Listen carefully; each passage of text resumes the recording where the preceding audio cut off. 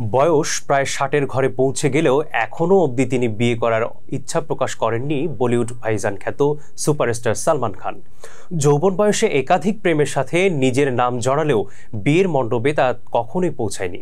সেই তালিকায় যুক্ত হল সালমান খান এবং অভিনেত্রী ঐশ্বরিয়া রায়ের গোপন বিয়ের গুঞ্জন। বিস্তারিত ডেস্ক রিপোর্টে।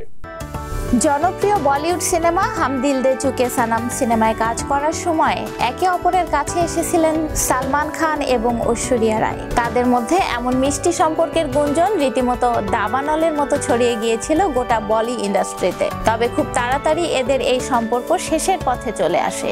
সালমান ঐশ্বরিয়ার মধ্যে এতটাই গভীর প্রেম ছিল যে কেউ কোনোদিন স্বপ্নেও কল্পনা করতে পারেনি এই সম্পর্ক পরিণতি পাবে না।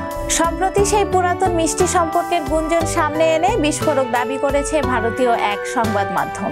মুম্বাইয়ের লোনাভালার একটি বাংলোতে গোপনে বিয়ের অনুষ্ঠান সেরেছেন সালমান ও ঐশ্বরিয়া। ওই সংবাদ মাধ্যমটির প্রতিবেদনে আরও বলা হয়েছে, ঐশ্বরিয়া রায় বিয়ের জন্য ইসলাম ধর্ম গ্রহণ করেছেন, যা অভিনেত্রী পরিবারের কাছে গোপন রেখেছেন।